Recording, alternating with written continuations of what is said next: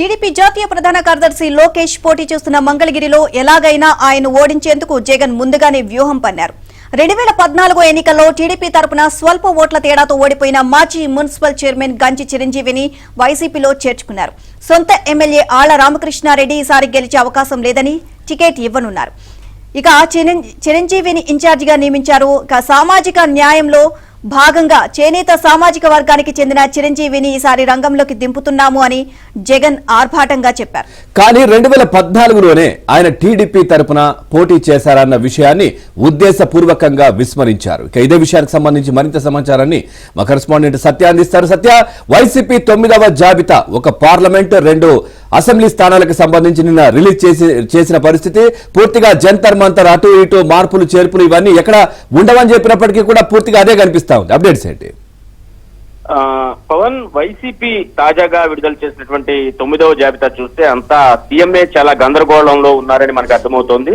మొన్న ఏదైతే రాష్ట్ర స్థాయిలో బూత్ కమిటీలతో సంబంధించి ఒక సమావేశాన్ని నిర్వహించారు. ఇక మార్పులు చేర్పులు ఉండవు, లిస్ట్ దాదాపు ఫైనల్ అయిపోయిందని సీఎం చెప్పిన 2-3 రోజులకే 2 లిస్టులు వచ్చినాయి. వీటిలో ప్రధానంగా తీసుకుంటే నెల్లూరు ఎంపీ స్థానానికి వేమిరెడ్డి ప్రభాకర్ రెడ్డి తాను పోటీ చేసేది లేదని తేల్చి చెప్పారు. ముఖ్యంగా ఆ ఎంపీ స్థానంలో ఉన్నటువంటి ఎమ్మెల్యే అభ్యర్థులు ఇన్ఛార్జీలో నియామకంలో ఆయన పరిగణలోకి తీసుకోకపోవడం ఆయనకు ఆగ్రహం తెప్పించింది.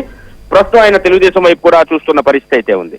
ఇంకోవైపు ఇక ఎవరు దొరకని పరిస్థితుల్లో విజయసాయిరెడ్డి బంధువు అయినటువంటి శరత్ చంద్రారెడ్డిని అక్కడ నియమించాలని భావించారు. అయితే అది నెగిటివ్ ఫలితాలు ఇస్తుందని భావించి చివరకు విజయసాయిరెడ్డిని అక్కడ పోటీకి నిలిపిన పరిస్థితి. అభ్యర్థులు దొరక్క ఈ పరిస్థితి వచ్చినట్టుగా మనకు స్పష్టంగా అర్థమవుతుంది. మరోవైపు మంగళగిరి విషయానికి వస్తే కనుక లోకేష్ ను ముందు నుంచి ఎట్టి పరిస్థితుల్లో ఓడించాలని భావించినటువంటి జగన్మోహన్ రెడ్డి ముందు నుంచి వ్యూహాన్ని పనుకున్నట్టుగా మనకు స్పష్టం అవుతుంది. తెలుగుదేశం నుంచి గంజి చిరంజీవులను వైసీపీలోకి తీసుకుని అక్కడ అతనికి సీట్ ఇస్తారని చెప్పడంతో ఆళ్ల రామకృష్ణారెడ్డి వైసీపీకి రాజీనామా చేసి కాంగ్రెస్ గూటికి చేరారు.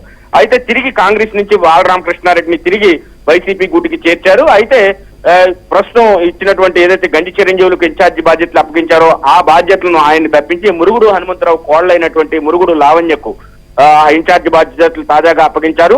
ముఖ్యంగా గంజి చిరంజీవులు లోకేష్ తో పోలిస్తే బలమైన అభ్యర్థి కాదని భావించడం దీనికి ప్రధాన కారణంగా మనకు కనిపిస్తోంది. ఇదే సమయంలో మురుగుడు లావణ్యకు సీటు కేటాయించడం, ఆమె గతంలో ఎమ్మెల్యేగా పనిచేసినటువంటి గతంలో ఎమ్మెల్యేగా పనిచేసినటువంటి కాండ్రు కమల కుమార్తె కూడా కావడం గమనార్హం. అయితే ఆమెకు సీటు కేటాయించడం దీనికి సంబంధించి నిన్న సాయంత్రం మంగళగిరి నేతలందరినీ కూడా పిలిపించి మాట్లాడిన పరిస్థితి అయితే ఉంది.